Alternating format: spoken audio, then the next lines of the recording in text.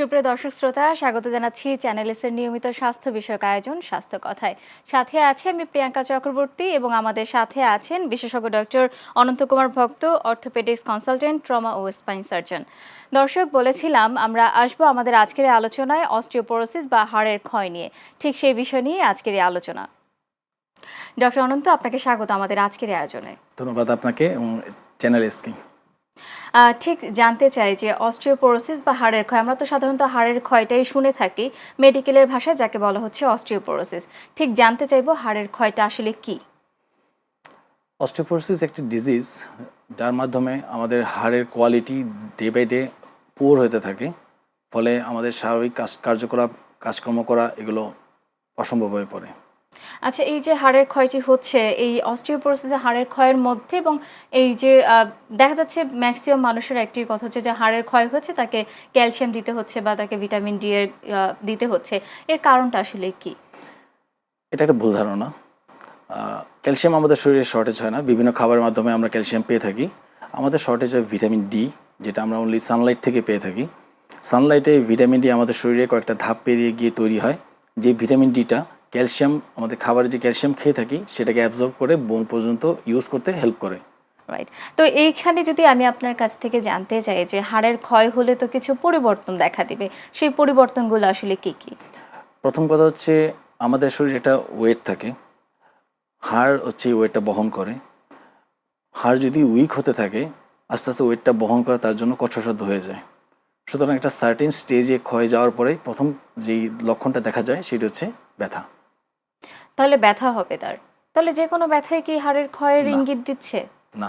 তাহলে ব্যথাটার মধ্যে কোনো আর্লি এজে ব্যথাটা হাড়ের ক্ষয়ের না, সেটা মাসেল স্পাজমের পেন হতে পারে, অন্যান্য কোনো কারণে ব্যথা হতে পারে, কিন্তু হাড়ের ক্ষয়টা একটা এজিং চেঞ্জ।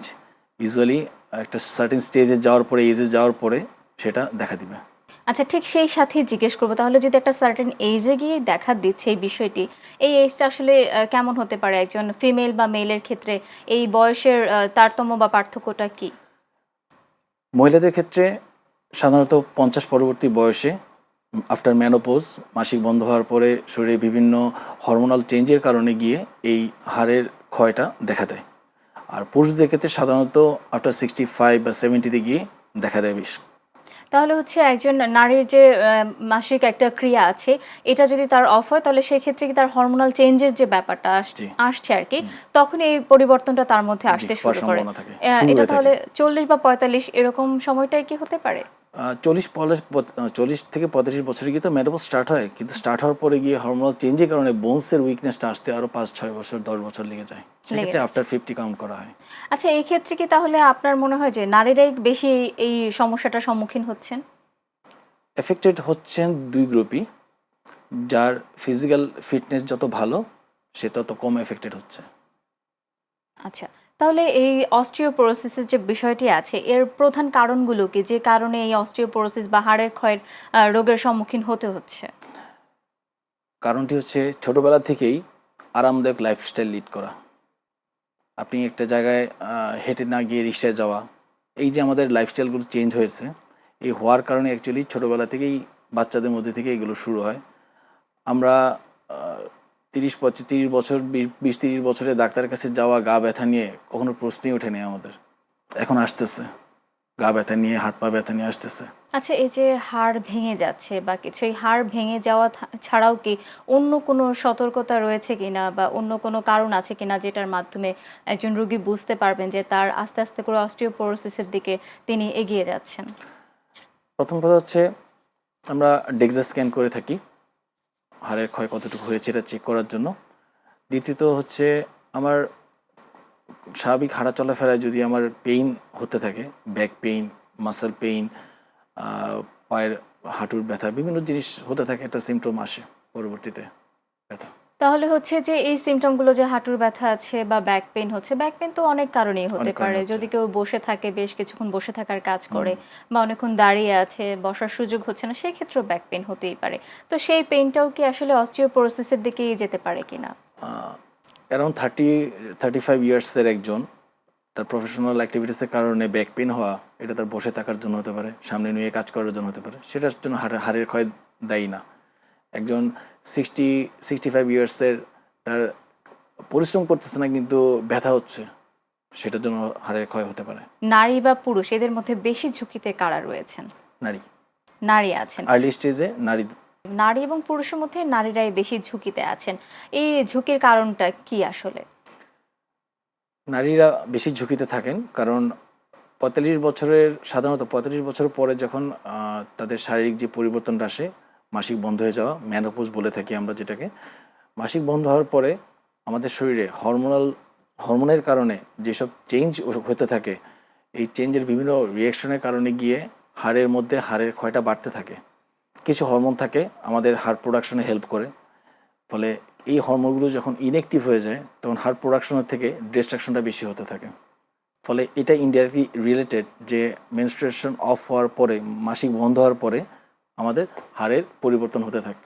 আচ্ছা, সেই ক্ষেত্রে কি একটা নারীর তো স্বাভাবিক একটা জীবনযাপন এবং আমাদের জীবন চক্রের মধ্যে এই প্রসেসটা একসময় বন্ধ হবেই, এটা স্বাভাবিক। তাহলে সেই ক্ষেত্রে কোনো নারীর বা আমাদের কি ধরনের প্রসেসগুলো আমাদের অনুসরণ করা উচিত, যে এই প্রক্রিয়াগুলো বা এই প্রসেস আমরা যদি আমাদের জীবনযাপন করি তাহলে হাড়ের ক্ষয়টা প্রতিরোধ করতে পারি? হাড়ের ক্ষয় হওয়াটা মেনস্ট্রুয়েশনের সাথে রিলেটেড, বয়সের সাথে রিলেটেড, লাইফস্টাইলের সাথে রিলেটেড। সবচেয়ে গুরুত্বপূর্ণ যেটি হচ্ছে জীবনের শুরু থেকেই শারীরিক পরিশ্রম করা, ছোটোবেলায় খেলাধুলা, তার পরবর্তীতে ঘরের কাজ বলেন, বাইরের কাজ বলেন, সব কিছুই রিলেটেড আমাদের বডিকে মানে স্ট্রং করার ক্ষেত্রে। আপনার বিল্ড যদি বেস যদি স্ট্রং না করেন, আপনি মিড এইজে এসে মধ্য বয়সে এসে আপনি ওষুধ এক্সারসাইজ করে আপনি ট্যাকেল সহজে দিতে পারবেন না। আর এখন যদি মধ্য বয়সে চলে এসেই পড়েছেন, এখন আপনার যদি সমস্যা হতে থাকে, সেক্ষেত্রে আপনাকে শারীরিক পরিশ্রম, কাজকর্ম করা, এগুলোকে করতেই হবে। শুধু ওষুধ খেয়ে আপনি ট্যাকেল দিতে পারবেন না, এটাকে নিয়ন্ত্রণ করা পসিবল না। তাহলে আপনি বলতে চাইছেন যে নারী পুরুষ যেই হোক না কেন তাকে কায়িক পরিশ্রম এবং ফিজিক্যাল লাগবেই। যে এক্সারসাইজগুলো আমরা বলি এ- সেই ব্যাপারগুলো তাকে অবশ্যই হ্যাঁ, নিয়মিত তাকে অনুশীলন করতে হবে। আপনি বলছিলেন ডেক্সা স্ক্যান নিয়ে একটা কথা বলছেন, তো আমি আপনার কাছ থেকে জানতে চাইবো ডেক্সা স্ক্যানটা আসলে কি? ডেক্সা স্ক্যানটা হচ্ছে বোনের মিনারেল ডেনসিটি পরিমাপ করার একটা মেথড, যেটি দিয়ে শরীরের বিভিন্ন হাড়ের কী পরিমাণ ক্ষয় হয়েছে সেটা দেখা হয়। এই পরিমাপের লেভেল একটা টি স্কোর আছে। টি স্কোর যদি -1-এর নিচে থাকে তাহলে ভেরি গুড, নর্মাল বোনস। -1 থেকে -2.5 পর্যন্ত হলে এটাকে বলি আমরা অস্টিওপেনিয়া, যেটি হাড় দুর্বল বোঝায়। আর -2.5-এর নিচে হলে সেটাকে বোঝায় অস্টিওপোরোসিস, মানে হাড়ের ক্ষয়। এখন আপনি যদি নিজের ডেক্সা স্ক্যানটা আপনি যদি করতে চান, ডেক্সা স্ক্যান করলে আপনার হাড়ের ক্ষয় কতটুকু, কোন লেভেল পর্যন্ত আছে, কোন হাড়ে কতটুকু, সেটা ডিটেলস আমরা জানতে পারবো।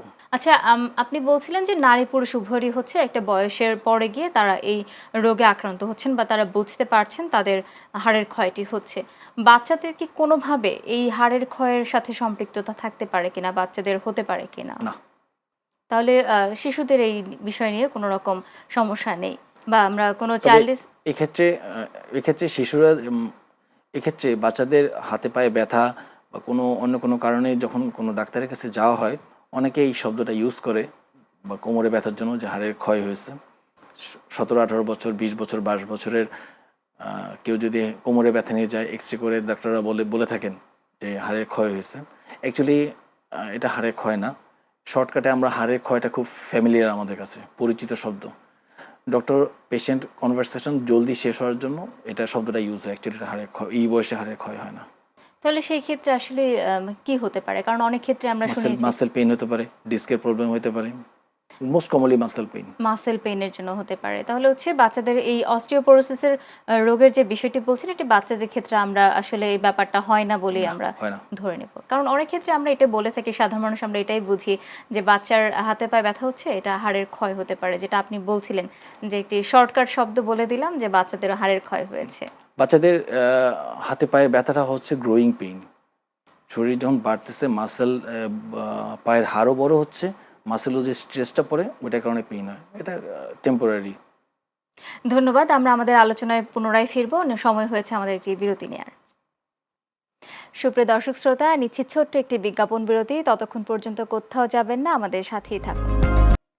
সুপ্রিয় দর্শক শ্রোতা, আবারও স্বাগত জানাচ্ছি আমাদের চ্যানেলের নিয়মিত স্বাস্থ্য বিষয়ক আয়োজন স্বাস্থ্য কথায়।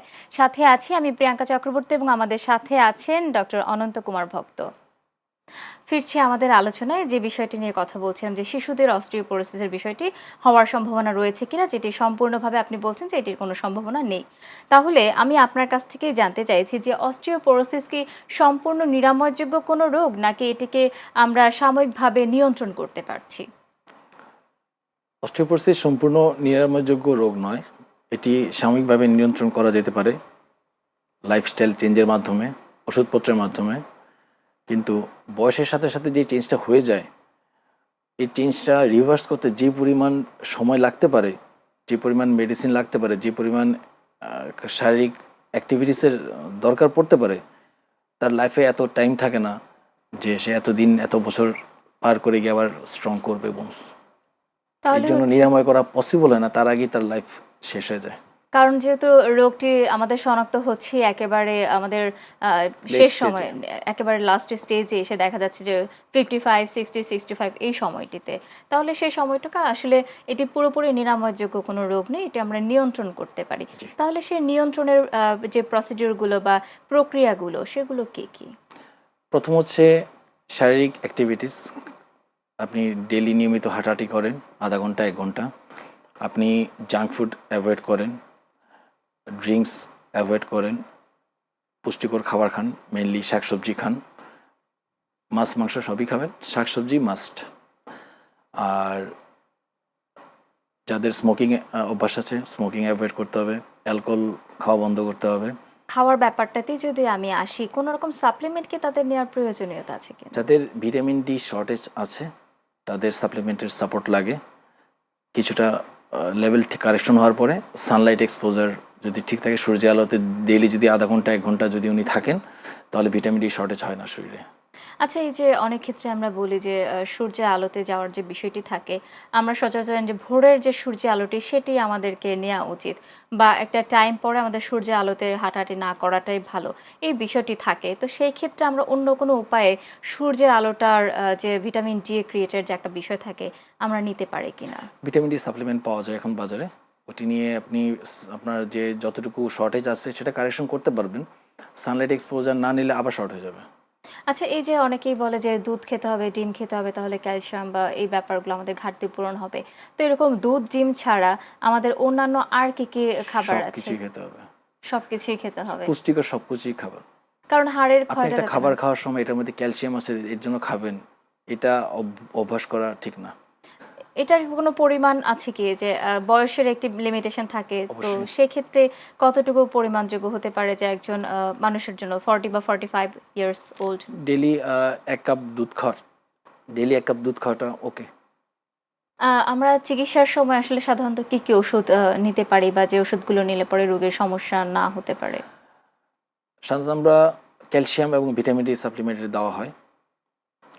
আর কিছু মেডিসিন আছে যেগুলো খেতে হয়, মান্থলি দিয়ে থাকি আমরা, 1 বছর 1.5 বছর খেতে হয়।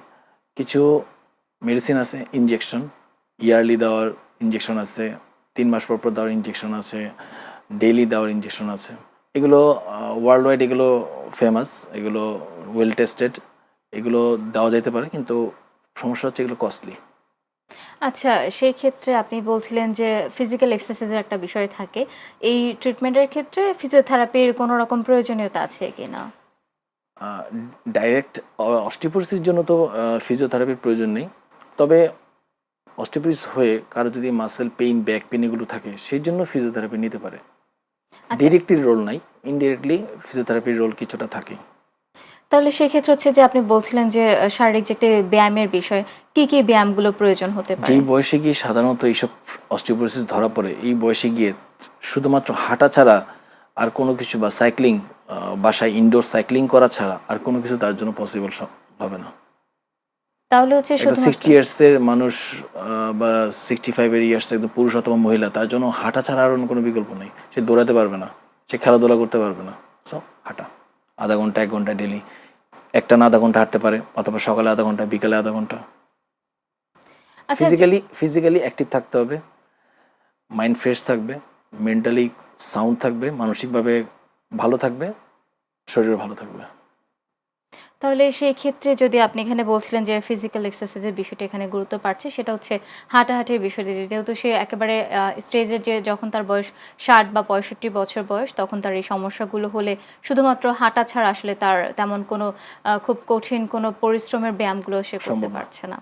আচ্ছা এখানে আরো একটি বিষয় নিয়ে যদি আমি বলি আপনার যে অস্টিওপোরোসিস হলে তো হাড় ভেঙে যাওয়ার একটা সম্ভাবনা থাকে। এই হাড় ভাঙা প্রতিরোধ করার জন্য একজন মানুষের কি সতর্কতা অবলম্বন করতে হবে? এটা বয়স্ক মানুষ যে ঘুম থেকে উঠেই হাঁটতে যায়, মাথা ঘুরায় পড়ে গিয়ে ভাঙতে পারে, যেহেতু বোনস দুর্বল, শরীরের ভারেই হাড় ভেঙে যায়। বাথরুমে স্লিপ কেটে পড়ে ভাঙতে পারে, ঠিক আছে। আরেকটা হচ্ছে জোরে কোথাও স্লিপ কেটে পড়লেই, বসে পড়লে তার বডি ওয়েটেই তার মেরুদণ্ডের হাড় চ্যাপ্টা হয়ে যায়, এত সফট থাকে বোনস। কোনো মতে তার লোডটা নিয়ে সে হাঁটা চলাফেরা করতে পারতেছে, কিন্তু এটা থেকে যখনই এক্সট্রা কোনো স্ট্রেস পড়বে সেটাই ফ্র্যাকচার করে ফেলবে। তাহলে এবং সাধারণত পড়ে গিয়ে হয় হচ্ছে হিপ আর রিস্ট, এই দুটা জায়গা ভাঙে। তাহলে এই যে হিপ আর রিস্টের ভাঙতেছে তাহলে তার সতর্কতা কি অবলম্বন করতে হচ্ছে? বাথরুমে স্লিপারি স্যান্ডেল যেন না থাকে, বাথরুম যেন স্লিপারি না থাকে। ঘুম থেকে উঠে, বিছানা থেকে শোয়া থেকে উঠে ৫-১০ সেকেন্ড বসে থাকতে হবে, তারপর উঠে দাঁড়িয়ে কিছুক্ষণ দাঁড়িয়ে থাকতে হবে, তারপর হাঁটা শুরু করতে হবে। আরো একটি বিষয় জানতে চাইবো যে দীর্ঘমেয়াদী যদি এই রোগে কেউ আক্রান্ত হয়ে থাকেন তাহলে তার কি জটিলতা দেখা দিতে পারে? জটিলতা এটাই, হাড় আস্তে আস্তে আরও দুর্বল হতে থাকবে, তার অ্যাক্টিভিটিস আরও আস্তে আস্তে রেস্ট্রিক্টেড হতে থাকবে, স্বাভাবিক চলাফেরা আস্তে আস্তে কম করতে হবে, বেশি হাঁটা চলাফেরা করতে পারবে না, দাঁড়িয়ে থাকলে পিঠ ব্যথা, কোমর ব্যথা, পা ব্যথা এগুলো শুরু হয়ে যাবে, এটাই হবে শুধু। আচ্ছা আরো একটি বিষয় যদি জানতে চাই আমাদের যেহেতু বাংলাদেশ আমাদের মুসলিম কান্ট্রি আমাদের দেশে অনেকেই নামাজ পড়ছেন ৫ ওয়াক্ত। তো সেই ক্ষেত্রে নামাজ পড়তে গেলে অনেকেই দেখা যাচ্ছে যে ঠিকমতো তারা দাঁড়িয়ে নামাজ পড়তে পারছেন না, যে নরমাল প্রসিডিউরে নামাজ পড়া হয় সেক্ষেত্রে তাদের চেয়ারে বসে নামাজ পড়তে হয়। এই ক্ষেত্রে কি মানে চেয়ারে বসে নামাজ পড়াটাই সেফ মনে করছেন কিনা? অস্টিওপোরোসিসের সাথে নামাজ পড়ার কোনো সম্পর্ক নেই। নামাজ একটা ভালো এক্সারসাইজ, এতে হাঁটু এবং কোমরের ব্যাকে ভালো এক্সারসাইজ হয়। নামাজ পড়তে গিয়ে সাধারণত তাদেরই কষ্ট হবে যাদের হাঁটুর আর্থারাইটিস থাকে, হাঁটুর জয়েন্টের ক্ষয় থাকবে, অথবা কোমরের ডিস্কের প্রবলেম থাকবে। এছাড়া আর কারো নামাজ পড়তে সমস্যা হবে না, এবং নামাজ পড়তে যাওয়াটাও সমস্যা না। অস্টিওপোরোসিসে নামাজ স্বাভাবিকভাবে আমরা যেভাবে পড়ে থাকি, অস্টিওপোরোসিসের রোগীর ক্ষেত্রে এটা কোনো সমস্যাই না। এখন আমি আপনার কাছ থেকে জানতে চাইবো এই যে হাড় ক্ষয় প্রতিরোধ করার জন্য আমাদের আসলে শুরু থেকে কি সতর্কতা অবলম্বন করতে হবে যে কারণে আমরা এই হাড় ক্ষয়টাকে রোধ করতে পারবো? খুবই ইজি এবং খুবই সস্তা। আমাদের বাপদাদার যেভাবে ছোটোবেলা থেকে বড় হয়েছে, আমরা তো হয়ে গেছি, আমাদের ছেলে মেয়েদেরকেও সেভাবে বড় করা, খেলাধুলা করানো, শুধু ইনডোর গেমস না, শুধু পড়াশোনা না, ফিজিক্যাল ফিটনেস আনার জন্য খেলাধুলা করাতে হবে। সবাই একটাই কমপ্লেন করে জায়গা নেই। জায়গা আমাদের সময় কম ছিল, আমাদের আগের জেনারেশনে তার চেয়ে বেশি ছিল, আমাদের সময় তার চেয়ে কম ছিল, সামনে আরও কম হবে। খেলাধুলা তো কোনোটা বন্ধ হয়ে যায়নি, অনেক জায়গায় খেলাধুলা করানোর স্কোপ আছে, করাতে হবে, ওয়ে বের করে নিতে হবে। অবশ্যই আসলে যে ফিজিক্যাল এক্সারসাইজের বিকল্প আসলে অন্য কিছু হতে পারে না। না। আমি আপনার কাছ থেকে জানতে চাইছি যে এই যে অস্টিওপোরোসিস হচ্ছে, অপারেশন হচ্ছে, এই অপারেশন ছাড়া অন্য কোনো পদ্ধতি আছে কিনা এটাকে প্রতিরোধ করার, বা অপারেশন যদি করতেই হয় কোনো রোগীর তাহলে সেই অপারেশনগুলো আসলে কিভাবে আপনারা করে থাকেন? যেহেতু হাড়টা অনেক দুর্বল, নর্মাল ডিভাইস যেগুলো আমরা ইউজ করি, ইমপ্ল্যান্ট যন্ত্রপাতি, সেগুলো দিয়ে ওগুলো করা যায় না। এগুলোর জন্য স্পেশাল যন্ত্রপাতি আছে, স্ক্রু স্পেশাল। আমাদের মেরুদণ্ডের জন্য স্পেশাল স্ক্রু আছে, সাথে বোনসের কিছু সিমেন্ট পাওয়া যায়, সিমেন্ট দিয়ে ফিক্স করে দেওয়ার জন্য। টোটালি ডিফারেন্ট ক্যাটাগরির ইনস্ট্রুমেন্ট দিয়ে আমরা সার্জারি করা হয় এটা। এই অপারেশনের খরচটা কেমন হচ্ছে? কারণ আমাদের দেশের মানুষ যখন অপারেশনের ব্যয়বহুল হয়, অপারেশনটা খুব বেশি খরচের হচ্ছে, অনেকে এটাকে অ্যাভয়েড করে যাচ্ছেন, করতে চাইছেন না। তো সেই ক্ষেত্রে আমি আপনার কাছ থেকেই জানতে চাইছি অপারেশনের খরচটা প্রাইভেট হসপিটালে কেমন হতে পারে এবং আমাদের গভর্নমেন্ট যে হসপিটালগুলো আছে সেখানে কেমন হতে পারে? এটা অ্যাকচুয়ালি ডিপেন্ড করে শরীরে কোথায় ভাঙছে। যেহেতু অ্যারাউন্ড হিপে যদি ভেঙে থাকে, সেক্ষেত্রে গভর্নমেন্ট হসপিটালে করতে গেলে সাধারণত 20-25 হাজার টাকার মধ্যে হয়ে যাবে। কিছু ওষুধপত্র আর যন্ত্রপাতি কিনতে হয়, এছাড়া বাকি সব কিছুই ফ্রি। আর প্রাইভেটে করতে অ্যারাউন্ড 60,000 to 70,000 টাকার প্রয়োজন পড়ে, সব কিছুর চার্জ মিলে। এর পরবর্তীতে তাকে কি কি সতর্কতা অবলম্বন করতে হয়? কি ধরনের ভাঙ্গা, পায়ের ভাঙ্গাটা কি ধরনের ছিল, কতটুকু ভালো করে এটা ফিক্স করা গেছে, সেটার উপর নির্ভর করবে অপারেশনের পরবর্তীতে তাকে কিভাবে মোবিলাইজ করা হবে, কীভাবে চলাফেরা কীভাবে শুরু করবে, কাজকর্ম কীভাবে করবে, এটা টোটালি বলে দেওয়া হয়। সাধারণত 3-4 সপ্তাহের একটা প্ল্যানিং। তাহলে ৩-৪ সপ্তাহ একটা প্ল্যানিং থাকছে এখানে। ধন্যবাদ ডক্টর অনন্ত আপনাকে আমাদের আজকের এই আয়োজনে উপস্থিত হওয়ার জন্য। আপনাকে ধন্যবাদ চ্যানেল এসকে। সুপ্রিয় দর্শক শ্রোতা, শুনছিলাম অস্টিওপোরোসিস এবং হাড়ের ক্ষয় সম্পর্কে, কি হলে এবং কী কারণে হাড়ের ক্ষয় হয় এবং বয়সের কোন পর্যায়ে এসে আমরা হাড়ের ক্ষয় রোগের সম্মুখীন হতে পারি। সুপ্রিয় দর্শক শ্রোতা, আজকের এই আলোচনার মাধ্যমে আপনারা অবশ্যই বুঝতে পেরেছেন যে কি কি প্রক্রিয়া অবলম্বন করলে আমরা এই রোগকে আমাদের জীবনের সাথে মানিয়ে নিতে পারি এবং একটি সুস্থ জীবনযাপনের দিকে এগিয়ে যেতে পারি। সুপ্রিয় দর্শক শ্রোতা, আমাদের ফেসবুক পেজ এবং আমাদের ইউটিউব চ্যানেলে আপনারা আপনাদের প্রশ্ন রেখে যেতে পারেন, যে প্রশ্নের উত্তরটি আমরা পরবর্তী পর্বে আপনাদের সামনে তুলে ধরব। আমরা পরবর্তী পর্বে ফিরে আসব আপনাদের মাঝে গাইনি রোগ বিশেষজ্ঞ নিয়ে, এবং যেখানে আমরা আলোচনা করব আমাদের গাইনি বিশেষ কিছু রোগ নিয়ে।